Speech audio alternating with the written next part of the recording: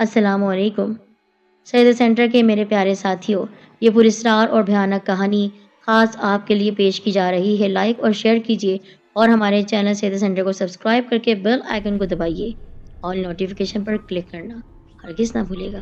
باہر دروازے پر ایسی بےتابی سے دستک ہوئی جیسے کوئی جلدی سے اندر داخل ہونا چاہتا ہو۔ میں اپنی بہن نادیہ کے ساتھ سامان کی پیکنگ کر رہی تھی۔ ٹھک ٹھک ٹھک، اس بار دستک میں کافی تیزی تھی کہ کچن میں موجود امی بھی متوجہ ہو گئی۔ انہوں نے کچن سے باہر آتے ہی ہم دونوں کی طرف دیکھا، پھر مجھ سے مخاطب ہوئی، شازمین جاؤ دیکھو دروازے پر کون ہے؟ جی امی دیکھتی ہوں، میں نے ایک سوٹ کو اٹیچی میں بلندی سے چھوڑتے ہوئے کہا۔ دروازے پر تیسری بار دستک ہوئی اور میں نے اسے مزید انتظار کرنے سے بچاتے ہوئے دروازہ کھول دیا۔ سلام بی بی جی۔ اس نے سلام کرتے ہی نظریں اور گردن جھکا لی۔ وہ ایک لمبے قد 40-45 سال کے لگ بھگ عمر کی ایک عورت تھی۔ اس نے سیاہ رنگ کا لباس پہنا ہوا تھا جو دیکھنے میں قیمتی اور نیا لگ رہا تھا۔ اس کے سر کے بال آگے سے سختی سے گوندے ہوئے تھے، یعنی بندھے ہوئے تھے، اور قدرے موٹی سی ایک چٹیا اس کے سینے پر ایک دو بل کھائے جھول رہی تھی۔ اس کی بڑی بڑی آنکھوں میں سرما پھیلا ہوا تھا۔ وعلیکم السلام۔ جی کہیے، کس سے ملنا ہے؟ میں نے اسے بغور دیکھ کر پہچاننے کی کوشش کرتے ہوئے کہا۔ بڑی بیوی جی سے ملنا ہے، اس نے جواب دیا۔ کون ہے شازمین؟ امی کی آواز آئی۔ امی کوئی خاتون آپ کا پوچھ رہی ہے، میں نے وہیں سے قدرے تیز آواز میں کہا۔ مجھے پوچھ رہی ہیں؟ اچھا، انہیں اندر لے آؤ۔ امی کی آواز سے واضح تھا کہ وہ حیرت اور کسی سوچ میں مبتلا ہو گئی تھی۔ وہ میرے پیچھے پیچھے لمبے لمبے ڈگ بھرتی ہوئی، یعنی تیز تیز چلتی ہوئی داخل ہوئی۔ جی فرمائیے، امی نے آتے ہی اس سے سوال کر ڈالا۔ اس نے جواب دینے سے پہلے ایک نظر مجھ پر اور دوسری نازیہ پر ڈالی اور پراسرار انداز میں بولی، میرا نام شاہدہ ہے اور میں ساتھ والے محلے سے آئی ہوں۔ یہ کہہ کر وہ آگے بڑھی اور امی کے ہاتھ چوم کر اپنی آنکھوں پر رکھ لیے۔ یہ واقعہ 2008 کا ہے، جب ایبٹ آباد میں خوفناک زلزلہ آیا تھا۔ ہاں تم نے ٹھیک سنا ہے، اللہ کرے تمہارے شوہر انہی زخمیوں میں ہو۔ ہم تمہاری کیا مدد کر سکتے ہیں بتاؤ؟ والد صاحب نے کوٹ کی اندرونی جیب میں ہاتھ ڈالتے ہوئے کہا۔ صاحب، میرا اس دنیا میں کوئی نہیں بچا، آپ مجھے اپنے گھر پر کام پر رکھ لو۔ وہ ایک بار پھر والدہ کے گھٹنے پکڑ کر رونے لگی۔ دیکھو شاہدہ، ہم لوگ تو خود کل شہر جا رہے ہیں، ہم تمہیں ملازم نہیں رکھ سکتے۔ والد صاحب نے دو ٹوک الفاظ میں جواب دیا۔ صاحب، میرا اس دنیا میں کوئی نہیں، میں بقیہ عمر سیدزادی کی خدمت میں گزارنا چاہتی ہوں۔ وہ روتے ہوئے بولی۔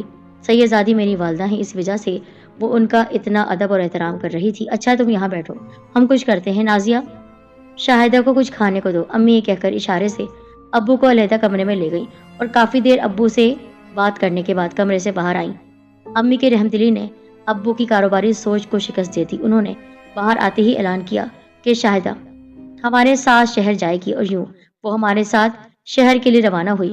شاہدہ بہت اچھی ملازمہ ثابت ہوئی، دن بھر کام کرتی، عمدہ کھانے بناتی اور ابو کے آنے سے پہلے امی کے پاؤں دباتی۔ ماما لاکھ منع کرتی مگر وہ یہی کہتی کہ آپ سیدزادی ہیں، مجھے خدمت کرنے دیں۔ اس کی پوری کوشش ہوتی کہ وہ امی کو اپنی نظروں سے دور نہ کرے۔ پاپا کے آتے ہی وہ اپنے کمرے میں چلی جاتی، وہاں کچھ دیر بیٹھ کے دھیمی آواز میں تلاوت کرتی رہتی اور پھر جانے کب سو جاتی۔ یہ اس کا روزانہ کا معمول تھا۔ شاہدہ کا کمرہ میری بڑی بہن نادیہ کے کمرے کے بالکل برابر میں تھا۔ چند ماہ ہم نے محسوس کیا وہ کچھ پریشان سی رہنے لگی ہے۔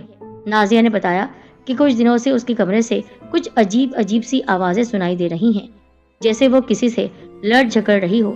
امی تک یہ خبر میں نے پہنچائی تو امی نے اس کی پریشانی کی بابت اس سے کئی بار پوچھا، پر وہ ہر بار ٹال جاتی۔ نازیہ کو اس کے کمرے سے آنے والی پراسرار آوازوں سے کافی تشویش تھی، یعنی بہت پریشانی تھی۔ ایک دن ہم دونوں نے رات میں پلان بنایا کہ جیسے ہی کمرے سے آوازیں آئیں گی ہم فوراً کمرے میں داخل ہو کر خود اس بات کا پتہ لگائیں گے۔ ہم دونوں بہنیں روزانہ ہی شاہدہ کے کمرے میں جاتے، باری باری کان لگا کر کچھ سنتے، لیکن ایک دن اس طرح کا واقعہ پیش آیا کہ شاہدہ کے کمرے سے تیز بھن بھناہٹ جیسی آواز سنائی دی، جسے سنتے ہی میں اور نازیہ شاہدہ کے کمرے میں داخل ہو گئی، مگر ہمارے کمرے میں داخل ہوتے ہی ایک دم خاموشی چھا گئی۔ شاہدہ کا چہرہ دیکھا تو وہ لال انگارہ ہو رہا تھا، بالکل انگاری کی طرح دیکھ رہا تھا۔ مجھے دیکھتے ہی اس نے نہایت شفقت سے ہمارے یوں آنے کی وجہ پوچھی اور پھر مسکرا کر کہنے لگی، بیٹا نیند نہیں آ رہی ہے تو میں سلا دوں؟ ہم دونوں جواب دیے بغیر گھبرائے ہوئے واپس کمرے میں آ گئے उस दिन के बाद से हमारा तजस्सुस और बढ़ गया और हम मौका पाकर उसको देखने लगे। कुछ ही दिनों में इंकशाफ हुआ कि वो हमारे खाने की बची हुई हड्डियों को बिल्लियों को डालने के बजाय अपने कमरे में छुपा देती है। खाना बनाते हुए अक्सर गरम पतीली वगैरह बगैर किसी कपड़े की मदद से उठा लेती है। हमने इन तमाम वाकयात का जिक्र अम्मी से किया, मगर उन्होंने पहले इसे सीरियस नहीं लिया कि बच्चियां हों और बच्चे ऐसी बातें करते रहते हैं। बिला वजह की बातें करके हमें डराओ नहीं, ऐसी कोई बात नहीं है। मगर कुछ दिनों के बाद इसका जिक्र अब्बू से हमने कर डाला, लेकिन अब्बू ने हमारी बात नहीं मानी। पर अम्मी ने कहा, हाँ ये हमें भी कह रही हैं और आपसे भी आज ये बातें की हैं बच्चियों ने। पापा ने अम्मी को कहा, ये तमाम अलामतें जिन्नातों की हैं, तुम सब नॉर्मल रहो। मैं कल अपने एक पीर भाई जो अमलियात भी जानते हैं बुलाकर दिखाता हूँ उनको।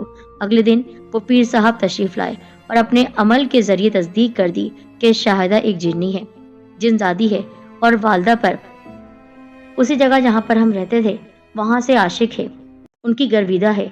क्योंकि वह आपसे इजाजत लेकर आपके साथ आई है, इसलिए उन्हें यहाँ से भगाना आसान ना होगा। अब तो उसका शौहर जिन भी यहाँ आने लगा है जो शाहिदा को वापस ले जाना चाहता है, मगर वो आपकी बेगम की मोहब्बत में इस कदर गिरफ्तार है कि इन्हें छोड़कर वापस जाना नहीं चाहती। ये सब सुनते ही हम सब अब शाहिदा से खौफजदा रहने लगे। शाहिदा गालिबन हमारी सारी कार्रवाई को जान गई थी, इसलिए वो खुद भी मोहतात हो गई और कहीं और कोई भेद न खुल जाए, इन सारे मामूलात को जानने के बावजूद अब्बू हर सूरत शाहिदा को यहाँ से वापस भेजने की कोशिश में लग गए। पीर अंकल के समझाने पर जैसा चल रहा है चलने दो, क्योंकि तुम्हें कौन सा नुकसान पहुंचा रही है, उल्टा तुम लोगों की खिदमत ही कर रही है। मगर पापा मुतमईन न हुए और उन्होंने दूसरे अमलियात करने वाले पीरों से राब्ते शुरू कर दिए। वो हर कीमत पर शाहिदा को यहाँ से चलता करना चाहते थे। घर में अजीब माहौल हो गया। आमिल साहब आकर अमल करते और घर में जगह जगह पानी का छिड़काव करने लगे। जगह जगह तावीज़ात लटकाए जाने लगे। शाहिदा जो काफी दिनों से हरकत देख रही थी, उसे ये बात नागवार गुजरी। वो अब तक हम पर मेहरबान थी, लेकिन हम उसके खिलाफ कार्रवाई कर रहे थे। इसी वजह से एक दिन वो शदीद गुस्से में आ गई और अपना वजूद हम पर जाहिर कर दिया और पापा से कहा, तुम लोगों ने मेरी खिदमत का सिला नहीं दिया, अब तुम मुझे इजाजत दो, मैं यहाँ से जा रही हूँ। पर याद रखना, आमना अम्मी का नाम है, मेरी बेटी है। 2-3 दिन बाद मैं उसे लेने आऊंगी। ये कहकर वो अचानक गायब हो गई और अगले दिन वो नजर नहीं आई और एक माह तक घर में कोई वाकया ना हुआ जिस पर अब्बू समझे कि आमिलों ने अपना काम कर दिखाया है और हमारी जान छूट गई है। सारे जिन्नात चले गए हैं, शाहिदा जिन्नी भी। उन्होंने घर से तमाम तावीज़ात का सफाया करवा दिया। अगले ही रोज अचानक अम्मी की तबीयत इस कदर खराब हुई कि उन्हें हॉस्पिटल एडमिट करवाना पड़ा। उनकी हालत संभाले नहीं संभल रही थी। अब्बू ने तमाम वाकया फिर से पीर साहब से बयान कर दिया तो वो सर पकड़कर बैठ गए और कहा, मैंने मना किया था ऐसा ना करो, मगर तुम न माने। अब जबकि तुमने अमल करवा ही लिया है तो बगैर इजाजत तावीज़ात नहीं हटाने चाहिए थे। अब देर हो गई, अल्लाह से दुआ करो। अब्बू इन चीज़ों को मानते ही नहीं थे। वो डॉक्टर्स के पीछे पड़ गए। बीमारी के ठीक 3 दिन बाद अम्मी का अचानक इंतकाल हो गया। अम्मी के इंतकाल के बाद शाहिदा 1-2 बार नाजिया और मुझे घर में नजर आई, फिर उसके बाद हमने उसे नहीं देखा। लेकिन तब से हमारे जहन में ये बात बैठ गई कि हमने उसे नाराज किया है। हो सकता है अम्मी को मारा ना हो, वो अपने साथ ले गई हो, लेकिन हमारे सामने अम्मी का जिस्म मुर्दा हुआ था। इसका मतलब उसने उसे मार दिया और मारकर अपने साथ ले गई। लेकिन ये नामुमकिन है। किसी इंसान की रूह कोई जिन कब्ज नहीं कर सकता, वो तो मिन जानिब अल्लाह होती है और वो रूह किसी के पास नहीं जा सकती है। इसका मतलब अम्मी मरी नहीं है और उनका जिस्म सिर्फ मुर्दा हुआ था हमारे सामने। हम दोनों बहनें इस बात की टोह में लग गए। अब हमें फिक्र इस बात की थी कि वो हमें एबटाबाद में मिली थी जहां पर हमारा घर था। हमें क्या वहीं जाना चाहिए, लेकिन अब्बू के होते हुए हम ये काम नहीं कर सकते थे। हमने सोच लिया कि अम्मी को हमें वापस लाना है। अगर वो जिंदा हैं तो वो हमारे साथ वापस आएंगी। एक जिनजादी उन्हें मार कर नहीं ले जा सकती, बल्कि अपने साथ अपनी दुनिया में जरूर ले गई होगी, क्योंकि जिन्नात को भी मौत आती है और इंसानों को भी। गर्ज के हमने अब्बू से पूछना मुनासिब ना समझा। हमने सोच लिया था कि पीर साहब से मिलेंगे और वही हमें इस बात की सही तजवीज़ देंगे। एक दिन अब्बू घर पर नहीं थे और वो रात तक घर ना आते, तो हमने सोच लिया पीर साहब के पास जाएंगे और हम उनके आस्थाने पर पहुंच गए। वो समझ गए थे हमारे आने का सबब। पीर साहब, हमें इस बात का यकीन है कि अम्मी इस दुनिया से गई नहीं है, क्योंकि अगर वो इस दुनिया से जाती तो फिर उनकी रूह को शाहिदा तो लेकर नहीं जा सकती थी ना। वो इंसान है और वो जिस्मानी तौर पर उन्हें अपने साथ लेकर जाती, ना कि मार कर। हाँ बेटियों, तुमने ये बात बिल्कुल सही कही, और तुम्हें इस बात की जो सही खबर देना चाहता हूँ वो ये है कि तुम्हारी अम्मी जिंदा हैं। तुम्हारे सामने सिर्फ एक छलावा था, उनके जिस्म का मुर्दा होना, हॉस्पिटल में उनका दम तोड़ना, और तुम्हारा उनके जिस्म को कब्र में दफनाना। दरअसल वो मरी नहीं है, वो जिंदा है, लेकिन वो उस जिन जाती शाहिदा की कैद में है। पर हम उस तक कैसे पहुंचेंगे? क्या हमारी अम्मी वापस आ सकती हैं? हाँ, वो आ सकती हैं, लेकिन उसके लिए तुम दोनों को एक बहुत ही खतरनाक अमल करना होगा। आप हमें बताइए, हम अपनी माँ को लाने के लिए कुछ भी कर सकते हैं। हमारा घर हमारी माँ के बगैर सूना हो गया है। वो सैयदजादी हैं और उनके साथ इतना बुरा हुआ, आप खुद सोचिए।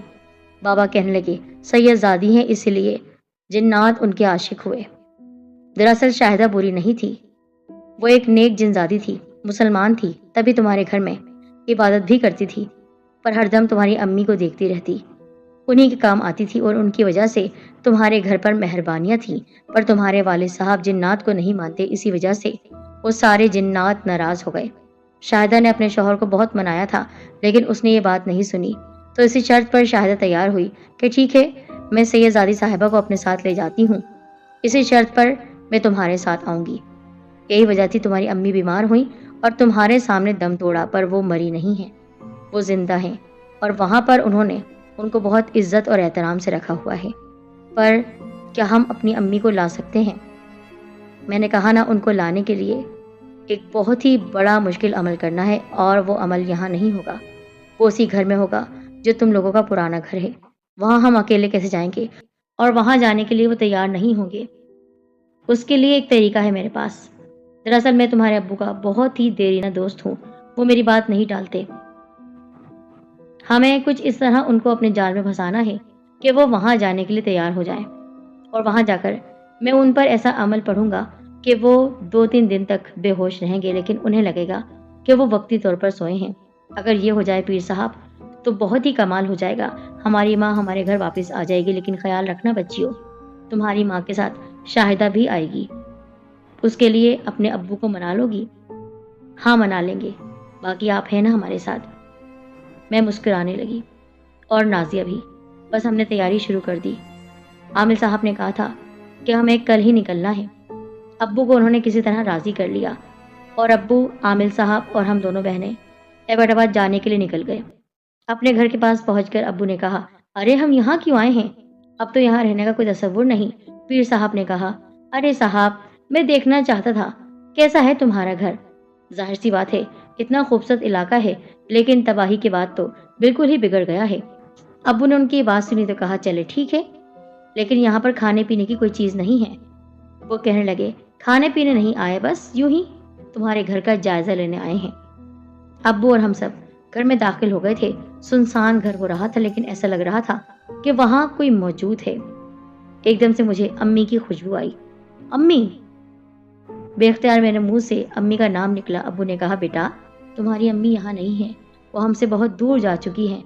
हाँ जी अब्बू। मेरी आंखों में आंसू आ गए। मेरी माँ मुझे बहुत याद आ रही थी।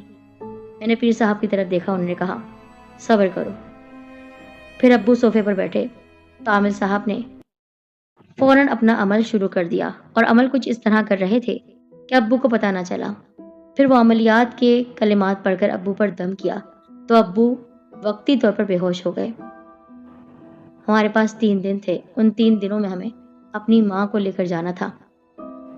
12 बजे का वक्त था। आमिर साहब ने कहा, मैं एक तरफ दायरा खींचकर बैठता हूँ, उस चिल्ले में बैठकर तुम्हें भी अपने गिर्द एक दायरा खींचना है। मैं तुम्हें सब कुछ बताता जाऊंगा और तुम लोग वो पढ़ती जाना। बहरहाल पहले दिन का अमल बहुत ही खतरनाक था।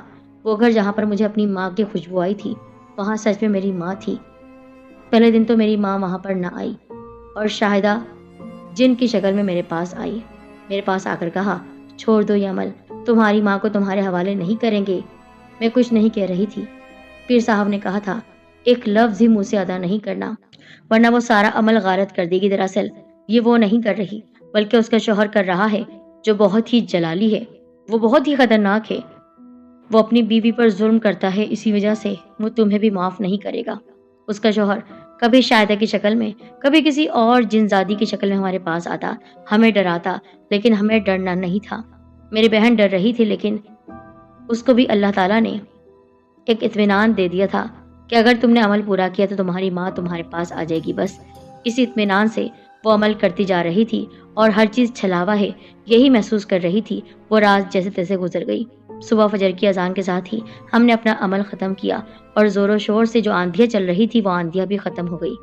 پیر صاحب نے کہا، تمہارے ابو ابھی جاگنے والے ہیں، انہیں کچھ نہیں بتانا اور یہ ساری نشانات مٹا دو۔ ہم نے تمام دائرے مٹا دیے۔ ابو ہوش میں آ چکے تھے۔ ابو نے کہا، ارے کیا میں سو گیا تھا؟ جی ابو، بس آپ کی آنکھ لگ گئی تھی۔ ہاں مجھے ایسا لگتا ہے کہ مجھے زیادہ دیر سوئے ہوئے نہیں ہوئی، لیکن یہ صبح کیسے ہو گئی؟ ہم تو رات میں یہاں آئے تھے نا۔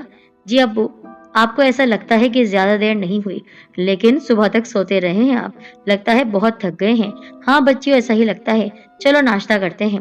اس کے بعد ہم نے ناشتہ کیا اور پیر صاحب سونے کے لیے چلے گئے۔ جیسے ہی پیر صاحب نے کمرے میں قدم رکھا، وہاں پر بہت سے خطرناک چہروں والے انسان ان کے پاس آئے اور ان کو ڈرانے لگے۔ ابو کو یہ آوازیں نہیں آ رہی تھی۔ پیر صاحب نے ان کا کس طرح مقابلہ کیا وہی جانتے ہیں، لیکن چونکہ وہ بہت پہنچے ہوئے عامل ہیں، اسی وجہ سے وہ ان سے لڑ گئے۔ پھر اس کے بعد رات کا پہر آیا۔ 12 بجنے سے پہلے پیر صاحب نے ابو پر پھر سے وہی عمل دہرایا اور ابو سو گئے۔ وہ رات بھی ہماری بڑی مشکل تھی۔ اب تو پورا گھر لرز رہا تھا، ایسا لگ رہا تھا زلزلہ آ گیا ہے اور زمین پوری ادھڑ جائے گی اور ہم زمین کے اندر سما جائیں گے، لیکن ایسا کچھ نہیں ہوا۔ وہ سارا جناتی گروہ ہمارے پاس آ رہا تھا، ایک کے بعد ایک، خطرناک جانور کی شکل میں، کبھی کسی خطرناک انسان کی شکل میں۔ وہ رات بھی ہماری کٹ گئی۔ دوسرے دن ابو کو یہی محسوس ہوا کہ مجھے ایسا لگتا ہے کہ میں یہاں آ کر زیادہ سونے لگا ہوں۔ جی ابو، لگتا ہے یہاں کی آب و ہوا نے آپ پر اثر کیا ہے، اچھا ہے نا؟ امی کے جانے کے بعد آپ بہت ہی زیادہ غمزدہ تھے، اچھی بات ہے نا کہ یہاں آ کر آپ کو بہتر محسوس ہو رہا ہے۔ وہ تو ٹھیک ہے، پر مجھے ایسا عجیب لگ رہا ہے کہ اس گھر میں کوئی ہے، کوئی نہ کوئی تو ہے۔ نہیں ابو، ایسی کوئی بات نہیں ہے، چلے آج ہم سب گھومنے جائیں گے۔ ہم نے ابو کو اپنے ساتھ لیا اور باہر سیر کرنے کے لیے چلے گئے۔ پیر صاحب نے کہا تھا، تم لوگ اپنے ابو کے ساتھ جاؤ اور آج پورے دن میں ایک ایسا عمل کروں گا کہ آج کی رات آخری رات ہے اور آج کی رات ہی تمہاری امی کو رہائی ملے گی۔ اس کے لیے مجھے بہت ہی بڑا حصار کھینچنا پڑے گا۔ تقریباً پورے گھر میں انہوں نے تعویذات لگا دیے اور ایسے نشانات جن کو بڑے بڑے عامل حضرات لگاتے ہیں، جن کو وہ خود دیکھ سکتے ہیں اور وہ جنات، باقی عام انسان ان نشانات کو نہیں دیکھ سکتے۔ بعد میں یہ باتیں ہمیں عامل صاحب نے بتائی تھی۔ غرض کے ہم سیر کر کے واپس آ گئے۔ ہم نے دیکھا پیر صاحب کی بہت ہی بری حالت ہے اور وہ زمین پر لیٹے ہوئے ہیں۔ ہم ان کے قریب گئے، کہا، پیر صاحب کیا ہوا آپ کو؟ وہ لوگ آئے تھے اور انہوں نے مجھے بہت مارا، پر آپ ٹھیک ہے نا؟ ہاں میں ٹھیک ہوں، لیکن آج رات میں عمل نہیں کر سکوں گا۔ انہوں نے میری ریڑھ کی ہڈی توڑ دی ہے، میں بیٹھ نہیں سکتا ہوں، پر میں تم کو اشاروں سے تمام عمل بتاؤں گا۔ تم دونوں بہنوں کو یہ عمل کرنا ہے اور ابو کو آج بھی سلا دیں گے، کیونکہ آج کی رات اگر یہ عمل نہ ہوا تو پھر تم ہمیشہ کے لیے اپنی امی کو کھو دو گی۔ ہم ایسا نہیں چاہتے تھے، ہمارے دل میں آرزو تھی، ہمارے دل میں جستجو تھی، جنون تھا اپنی ماں کو حاصل کرنے کا۔ اگر وہ مری نہیں تو وہ زندہ ہے، اور زندہ ہے تو ہمارے پاس ہونی چاہیے۔ بس یہی جستجو تم کو اپنے اندر رکھنی ہے اور تمہاری ماں تمہارے پاس ہوگی۔ بہرحال ابو کو کسی طرح عامل صاحب نے سلا دیا، وہ سو گئے اور پھر اس کے بعد ہم نے پھر سے حصار کھینچا اور وہ رات بہت ہی زیادہ خوفناک اور پراسرار تھی۔ اور آج رات امی ہمارے سامنے آئیں، پر امی کوئی عام حالت میں نہیں تھی، ان کے دونوں بازو زنجیروں سے جکڑے ہوئے تھے۔ ہم کچھ کہہ نہیں سکتے تھے، بس دیکھ رہے تھے اور وظیفہ پڑھتے جا رہے تھے۔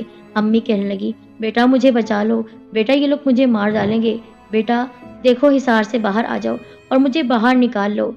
عامل صاحب وہیں بیٹھے ہوئے تھے، بچیوں باہر نہیں جانا، یہ تمہاری ماں نہیں ہے، یہ چھلاوا ہے، یہ صرف دکھاوا ہے تمہاری ماں کی صورت میں، اس کی باتوں میں مت آنا۔ ہمارا دل جو اپنی ماں کو دیکھ کر تڑپ گیا تھا، اب عامل صاحب کی باتیں سن کر ایک دم ہم سکون میں آ گئے اور آنکھیں بند کر کے وظیفہ پڑھنے لگے۔ اس کے بعد امی کی زنجیریں کھل گئی اور امی رینگتے ہوئے ہمارے پاس آنے لگی۔ سچ میں اگر وہ کوئی عام موقع ہوتا تو میں تو ڈر کے مارے وہاں سے بھاگ جاتی یا بے ہوش ہو چکی ہوتی۔ میں جانتی تھی وہ میری ماں نہیں ہے، ان کے روپ میں کوئی چھلاوا ہے اور وہی خبیث جن ہے، پر مجھے اپنا وظیفہ جاری رکھنا تھا۔ مجھے یہ بھی یقین تھا کہ وہ جو کوئی بھی ہے وہ حصار کے اندر نہیں آ سکتا۔ عامل صاحب ویسے تو اپنے حصار میں تھے، لیکن وہ لیٹے ہوئے تھے اور اشاروں سے ہمیں سب کچھ بتا رہے تھے۔ اور پھر آخرکار صبح کا اجالا پھیلنے لگا اور وہ مخلوق ہمارے حصار کے باہر ہی گھٹنوں کے بل بیٹھی ہوئی تھی، ہمیں تکی جا رہی تھی۔ میں اب تک وہ منظر یاد کرتی ہوں تو میرے پسینے چھوٹ جاتے ہیں۔ وہ تو ماں کی محبت میں نے وہ سب کچھ برداشت کیا۔ پھر جیسے ہی فجر کی اذانوں کی آواز آئی وہ غائب ہو گئی۔ اس کے بعد ہر طرف اجالا اجالا ہو گیا اور میری ماں خاموشی سے چلتی ہوئی ہماری جانب آ رہی تھی۔ عامل صاحب نے کہا، یہ تمہاری ماں ہے، جاؤ اپنی ماں کے گلے ملو۔ ہم نے اپنی ماں کو تھام لیا۔ ہماری ماں زندہ تھی۔ سوچئے، جس ماں کو اپنے سامنے تڑپتے ہوئے دم توڑتے ہوئے دیکھا تھا، آج وہ زندہ صحیح سلامت تھی۔ لیکن جیسے ہی پلٹ کر دیکھا وہاں شاہدہ کھڑی تھی اور وہ بہت نادم تھی۔ اس نے کہا، میں نے تم کو تمہاری ماں سے الگ کر کے بہت برا کیا، لیکن وہ میں نہیں تھی، وہ میرا شوہر تھا اور اس نے ہی دھمکی دی تھی کہ آمنہ کو ہم یہاں سے لے کر جائیں گے۔ لیکن کیا تم اپنی ماں کو یہاں سے لے جاؤ گے؟ ہاں، اسی لیے تو ہم یہاں آئے ہیں۔ اور کیا آپ بھی ہمارے ساتھ چلیں گی، اسی طرح جس طرح پہلے رہتی تھی؟ پر میرا شوہر وہ اب کچھ نہیں کر سکے گا کیونکہ اس کی طاقت ہم نے ظاہر کر دی ہے، عامل صاحب نے کہا۔ اسی وقت ابو کو ہوش آ گیا۔ ابو نے جو امی کو دیکھا تو بے اختیار دوڑتے ہوئے آئے اور امی کو گلے سے لگا لیا۔ ان کو اپنی آنکھوں پہ یقین نہیں آ رہا تھا، ان کی بیوی زندہ ہے۔ ایک دم ان کی نظر شاہدہ پر پڑی۔ وہ غصے سے شاہدہ کو دیکھنے لگے۔ نہیں، آپ شاہدہ پر غصہ نہ کریں، یہ تو ان کی چاہنے والی ہے۔ جو کچھ کیا ہے اس کے شوہر نے کیا ہے، اب اس کی طاقت ختم ہو چکی ہے اور وہ کچھ نہیں کر سکتا۔ اب آپ لوگ پھر سے اپنے اسی گھر میں جائیے اور خوشحال زندگی گزاریے، لیکن ہاں خیال رکھیے گا کہ یہ شاہدہ آپ کی بیوی کی حفاظت کے لیے ہے، اس کو کبھی بھی کوئی نقصان نہ پہنچے۔